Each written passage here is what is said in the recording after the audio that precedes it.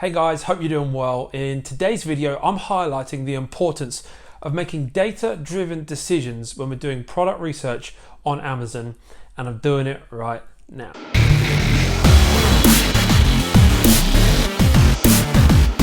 Well, welcome to the video today. I hope you're all doing really well and having a great week wherever you are in the world. If you're new here, if this is your first time watching or recently just started watching on the channel and you're someone who wants to grow their income, to grow their impact, to be able to be freed up from the grip that money places over our time, then make sure you start by hitting the subscribe button down below, turn that notification bell on so you know when I'm releasing videos that are going to help you to do exactly that.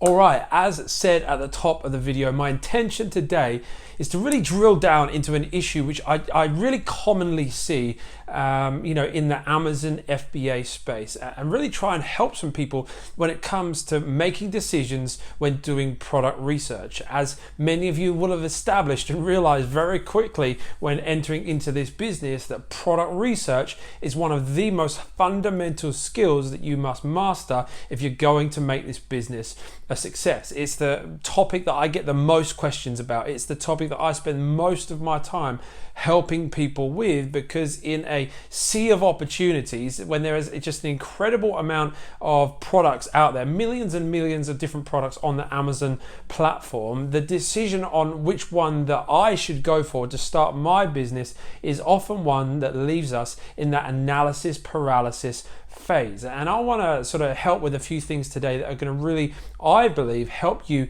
in making some great decisions when doing your product research. So here's the thing though, right? As much as it is a challenge to do product research, it's also the best time there has ever been to be selling on Amazon. There's never been a better time to be selling on Amazon than there is right now, because of the information available to us as sellers on the Amazon platform. There is so much data available. There are so many tools available. There is so much opportunity out there for us if we can train our minds and adopt and develop the skills necessary in order to be successful in this business. But the mistake I so often see people making is ignoring the data and making product sourcing decisions, basing their decisions on things far less reliable than the solid data that we now have access to. Those that are successful in this business manage to push away from these temptations, from these ways of thinking that I'm going to go through in a moment, and actually drill down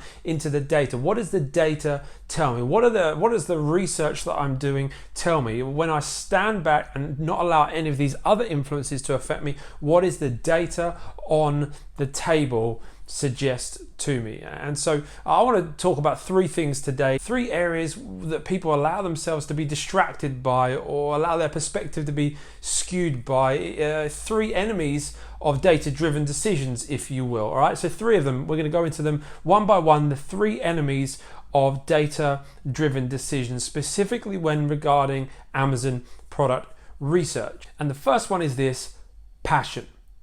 Passion. Everybody loves passion, right? And we talk about, oh, I'm so passionate about something, and we get excited about business, we get excited about hobbies, we get excited about Game of Thrones new series. We get excited about just different things that are happening in our worlds, and we think that passion is something that can be our best friend in business. Now, don't get me wrong, I think passion is great. I think passion is important, and I think passion can be an asset in business. But what I've found that in Amazon, being someone that sells on Amazon, making product sourcing decisions, which, don't forget, you're investing thousands of pounds or dollars into, is a huge thing. And often passion can actually turn into a weakness. Here's why. Let me explain for a moment. I get the question quite often. I get someone saying to me that, oh, I'm really passionate about this industry. I had someone on our Amazon FBA forum that I run, which link for is in the description below, by the way. Feel free to just jump in and join that. If you want to spam and sell something, you'll get kicked out. But if you want to join and engage and have a great time, definitely join that group below. But I was someone posted in that group a while ago now and saying, I'm really passionate about the fitness industry, and so therefore I found this product that's in the fitness industry, and I really want to sell it. What do you guys think? And just talked about some of that. And my immediate response to that person was that I was concerned about how they come to the decision to source that product. Right? They'd found a product that they were passionate about. They'd found a product that they thought was going to sell really well. And now listen, I haven't done loads of research into that product, and I haven't analyzed anything, and this isn't the findings of my research. It's just my initial concern when someone says that is don't allow your passion to skew your perspective. See, the reality is that because you're passionate about a subject, it can actually skew what you think that other people will think about this product. You're so passionate about this topic, so you think that there's going to be loads of people that love this product, and they may well. I'm not saying they won't, and your passions are insignificant, not at all. I'm not saying they won't, but what I am saying is that when you're passionate about something, you need to be really careful that you don't allow your passion to skew your perspective. You need to bring it all back to the data. Don't create data that isn't there. Don't imagine demand that isn't there. Don't think that just because you're passionate about it that you can go into a market where every single product has thousands of reviews. Don't allow your passion to skew your perspective. The last thing I want to do is put someone's flames out and say don't have passion and you'll never succeed. And that's not my goal at all. My goal is to highlight that if you're going into an industry or a product range that you're really passionate about, please make sure you still do your due diligence and you make data-driven decisions. All right, that's number one, passion, be warned. Number two is pioneering. Passion is number one, pioneering is number two. I get this sometimes too, is that people want to create a brand new product on Amazon. They see no one selling a kind of product. They want to invent something. They want to bring something completely new to the market. And again, it always concerns me because it removes us from having the ability to make data-driven decisions because, there is no data there because nothing like it exists. Damon John, who is one of the sharks on Shark Tank in the US, he said this, that pioneers get slaughtered, but settlers prosper. Or you could say pioneers get shot, settlers get rich. Now I realize this doesn't stand up in every historical circumstance of people pioneering into new land around the globe, and I realize there may be some tensions around the ethics of pioneering and settling and all that kind of stuff, and my aim is not to sort of bring those up, but really just to bring a business truth from that statement, and that's this, that often those that go into a market first, that go into a place first, often suffer the most amount of damage, often find the greatest amount of challenge, and it's actually those who come in behind that often have the most success. Think about this. Apple weren't the first people to release a smartphone. Hilton weren't the first to pioneer a hotel. Coca-Cola weren't the first to pioneer a soft drink. McDonald's weren't the first to pioneer a hamburger, yet they are incredibly successful. Here's the thing, right? When people come to me and they say, I've got this idea, no one else is doing it, this is an incredible opportunity, I tend to say to them, it may well be an incredible opportunity, but it also may well be, there may well be a reason why no one is doing this. And when you look at the stats, when you look at the probabilities, there's over 7 billion people on planet Earth, and if no one else is doing it, here's the probabilities, right? The probability that no one else has ever done it, has ever thought about it, has ever even tried it, is far lower than the probability that someone has actually probably tried it, but there's a reason they didn't make it a success.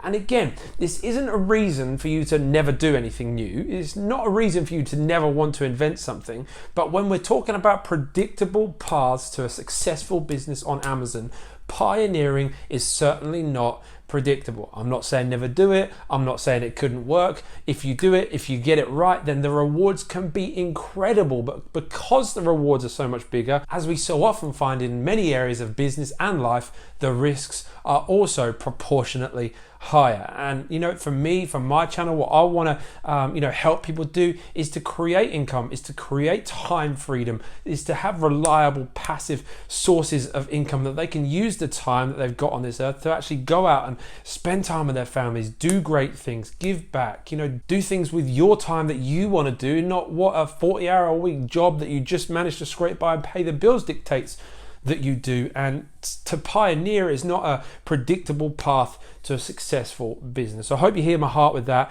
And when you're making decisions to source products on Amazon, that you make data-driven decisions. Number 3 is predictions. So you've got passion, you've got pioneering, and number 3, you've got prediction. This goes out to all the optimists. Fellow optimists out there, I feel your pain. I know what it's like to be an optimist and think that you see something that others don't. I just want to warn you, when doing product research for products to sell on Amazon, one of the great enemies of making data-driven decisions is this tendency to predict. I've got a real good feeling about this market. I've got a real good feeling about fidget spinners. I've got a real good feeling about yoga mats. I've got a real good feeling this is something that's trending, but man, it's gonna boom. And now again, your predictions may come true. Your predictions may turn into something that is very lucrative because, I don't know, maybe you got inside knowledge on a market. Maybe you know about something that's coming up that most people don't.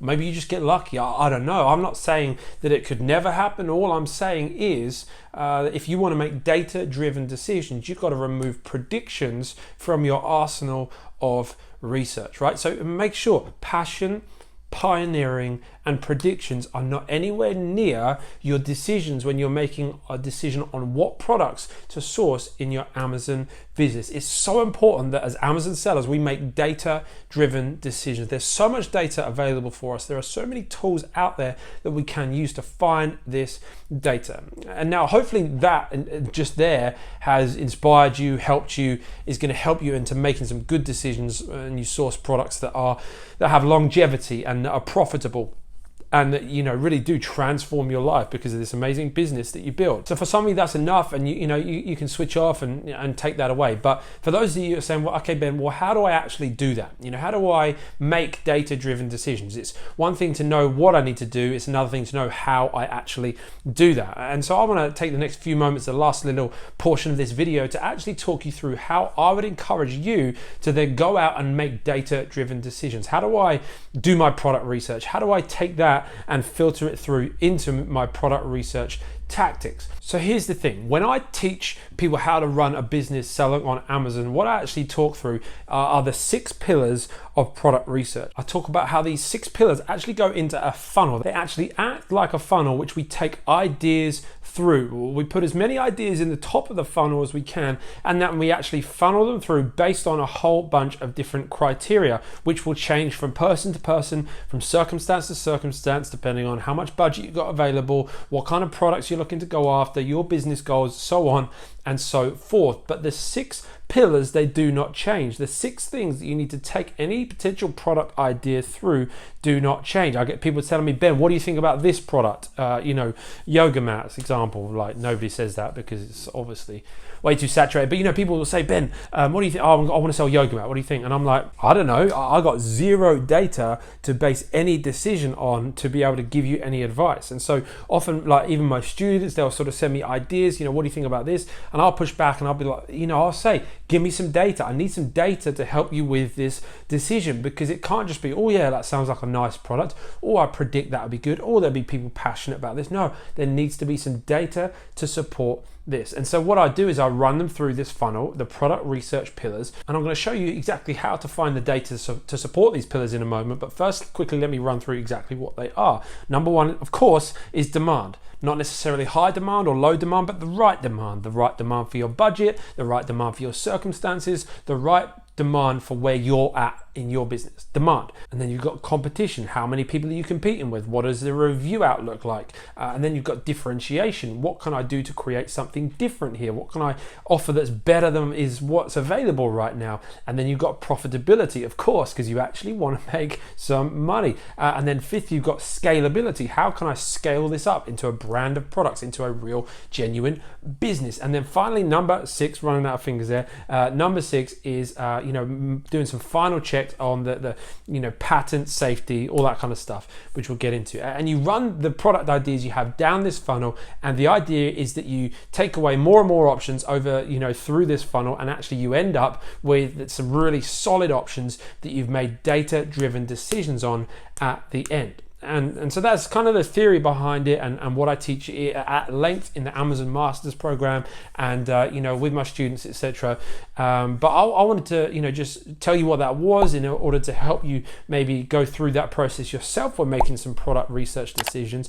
But also let me show you exactly how I run the data in Helium 10. Helium 10 is a suite of tools that I recommend. I use every day in my business. I think it's an incredibly value-packed suite of tools. And I'm going to show you exactly how this suite of tools can actually help you make all of these checks, run the data, and make the decisions. Disclaimer, of course, there are other tools available. There's plenty of other stuff, things out there. I've just come to Helium 10 as the one that is the best value, the most powerful. Pound for pound is just the best tool out there on Amazon. So I'm going to run you through. I'm going to just grab my laptop, share my screen, show you exactly how I would check each of those things so that I can make data-driven decisions. All right, guys, so I've got the laptop here, and I've got Helium 10, and I'm going to show you exactly how I would crunch the numbers, do the data, and understand the data in order to make data-driven decisions. So the first one, of course, is demand. And there are three different tools that you can really dig into the demand of a product with Helium 10. The first one is this one here, X-Ray. You get the Chrome extension up here,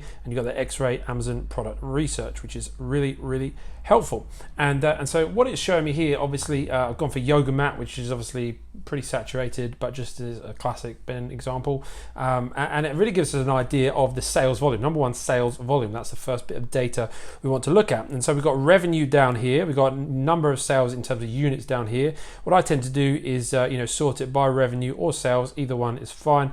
And you want to find on that first page, because this is the first page for the search term Yoga Mat, you want to really make sure that there is a wide range of demand across a bunch of different products. You don't want there to be focused demand on one product or for one brand, but you want it to be spread out amongst that first page.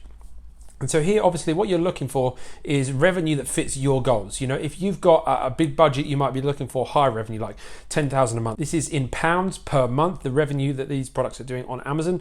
So maybe you might be looking at £10,000 a month if you've got a big budget. If you're looking at a lower budget, maybe it's £3,000, £4,000, £5,000, whatever your circumstances are. By the way, I'll be doing a video soon on how to determine the correct demand based upon your budget. So that's coming real soon.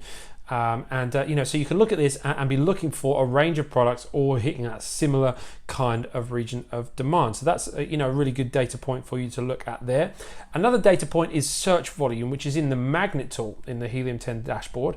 So you can go into Magnet and you can actually search for the Yoga Mat, and you can find out how many people are searching for this search term. What you'll actually see on X-Ray over here is that this is a really cool feature. It actually shows the search volume at the top of X-Ray, and so just for quickness of use, it shows you that as well. So the two main things we're looking at for are sales volume and search volume, and so those are shown either here in X-Ray, or you can come over and look in Magnet and you can see the search volume. What's also great here is you can sort by search volume, so high to low search volume, and you can see not only Yoga Mat is being searched, but what other terms are being searched on Amazon that you might be able to then use for your data-driven decisions. Maybe I might not target this search volume keyword initially, but there might be another one down here that I could target. That really does help me build out some great data on how much demand there is for this product.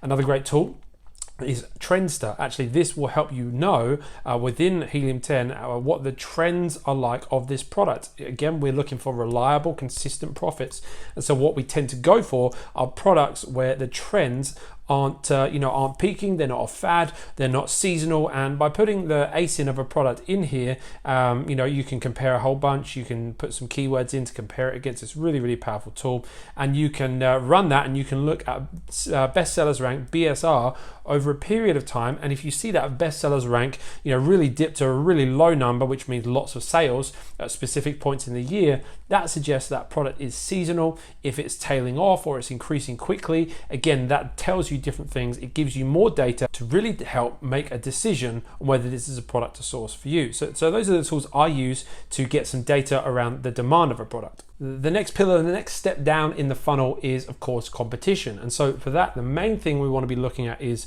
reviews. So again, X-Ray is a really helpful tool to be able to ascertain quickly what the review competition is like in a particular product category. So you see over here, we have review count, and as you can see, is very high. Pretty much everybody on that first page, or at least the most people that are getting all those sales, are in the triple figure review range, right?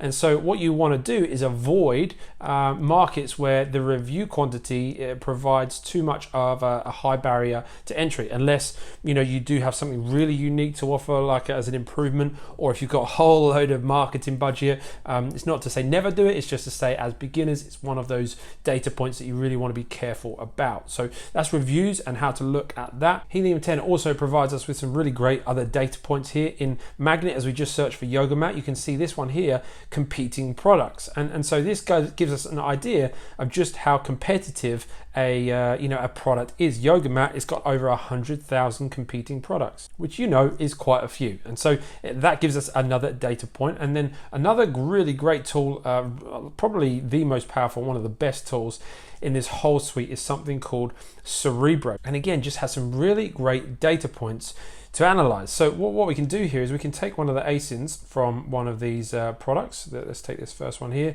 that's selling the most, that's doing an absolute ton of revenue, and we can pop it in here and into Cerebro, and let's go amazon.co.uk, and we can do get competitors, and we can do some competitor analysis from within this tool. We can see all of these options as competitors, and we just select a bunch. Let's just select for now. And then what we can do is analyze all of those against each other on Cerebro. So then we hit get keywords, and what this is a reverse ASIN, which means it looks up all of the keywords that these products are indexing for, or when someone searches them on Amazon, these products are possible. It's possible that they will show. That's what it means to be indexed for a keyword. And so then what Cerebro gives us is just a whole load of data based on this.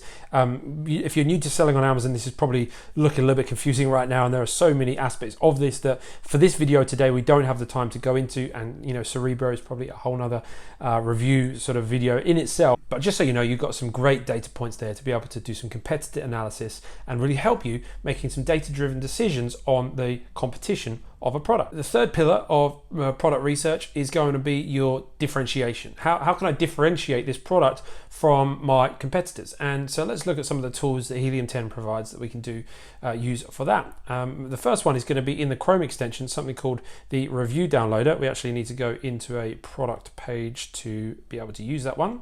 So we go into that product page and we run the Chrome extension. We can see the review downloader actually comes up here, and we can pull all of the reviews. We can either pull the negative ones, we can pull certain from dates to different dates, and what that'll do is that will actually, let's just try and pull them all, see how long it takes, and that will create a page with all of the reviews from this product. And what's really powerful about this is you can actually come over to analysis, and it will actually tell you how often different words were used in this product's reviews. And so you can begin to look at these and see here immediately falling apart. Okay, so if I'm going to create a product that's going to be better, that's going to differentiate, I need to make it for one that doesn't fall apart. Again, you can click on these and it actually show you the reviews where it mentions this term. Really, really powerful, right?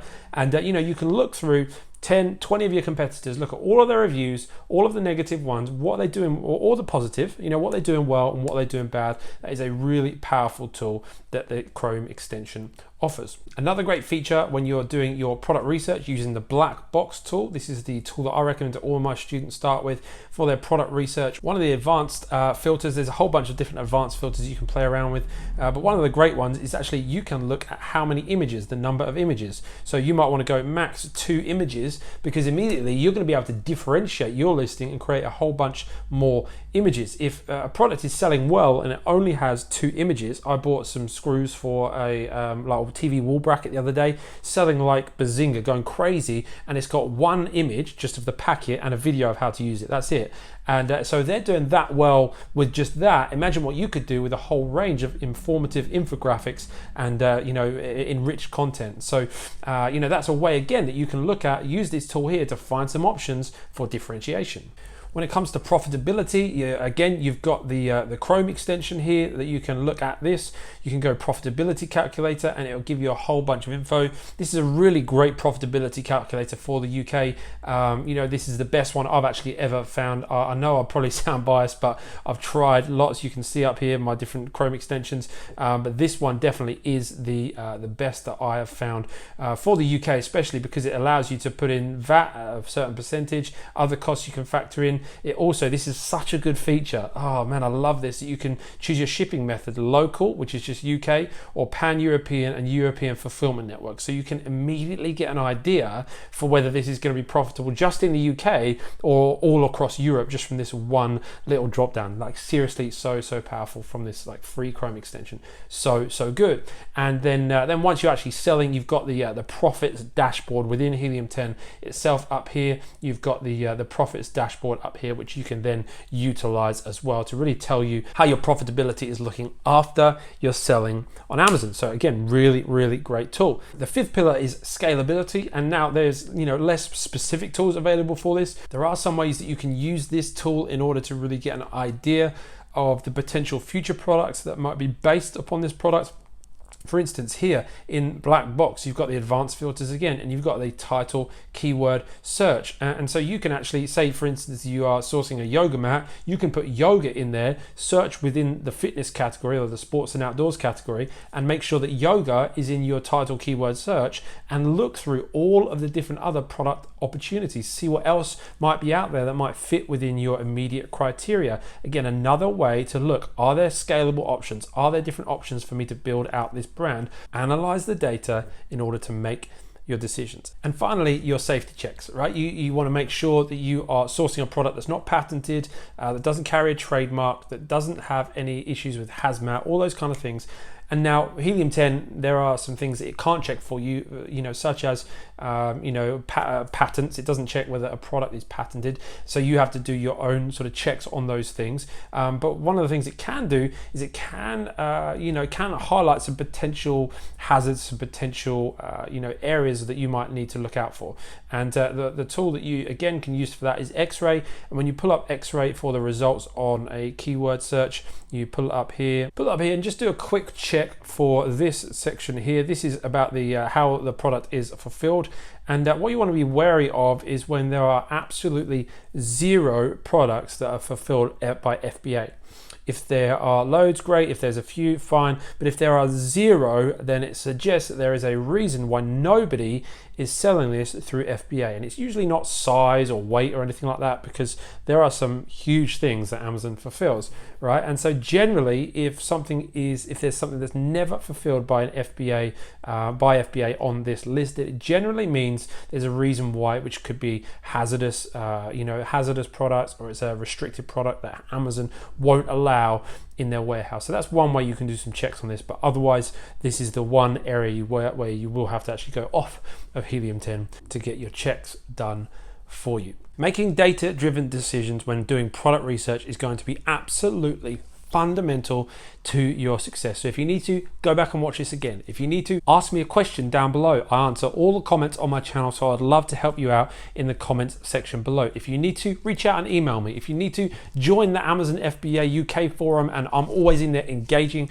with questions and comments. If you need to, sign up to the Amazon Masters program, where you get my lifetime support to help you be a success. And if you haven't already, make sure you check out this video here, which is all about how I'm giving away a set of Apple AirPods, an hour of coaching, and a £50 Amazon voucher to celebrate getting to 1,000 subscribers. If you're watching and that competition has expired though, then check this video out here, which will also be super helpful. Again, make sure you do subscribe and notifications on so you see all of the great content coming your way, and I'll see you in the next one real soon.